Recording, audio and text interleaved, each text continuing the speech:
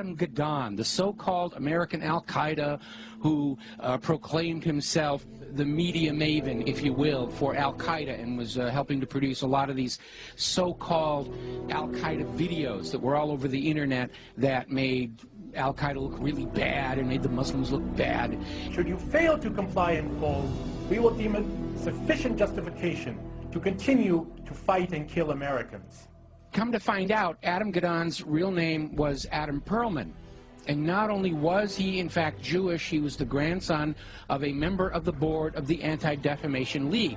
And if you've been following the history of the Anti-Defamation League, you will find out they've been very much involved in covertly supporting a lot of these so-called American Nazi movements. In fact, all the way back, just about the time of World War II, there was this scandal where the head of the American Nazi Party, which had a total membership of like 6, and yet they were getting all this press, was arrested for embezzling from his sponsors, which turned out to be the ADL, so that kind of blew up in their faces. So anyway, we have Adam Perlman, and he's been going around saying, I'm Al-Qaeda, see, I got a turban on my head, I'm a terrible Muslim, gotta hate me, gotta be afraid of me, and of course everybody's laughing at him now because we all know who he is. Okay, so they have brought in the understudy, and there is a new American Al-Qaeda named Yosef Al-Khattab.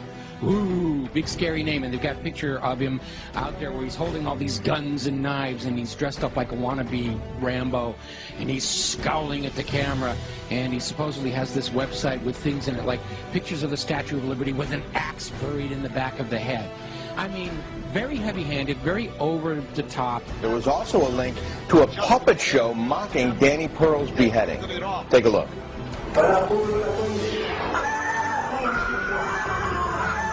Oh, that's awful. You know, just looking more like a movie prop than anything else here.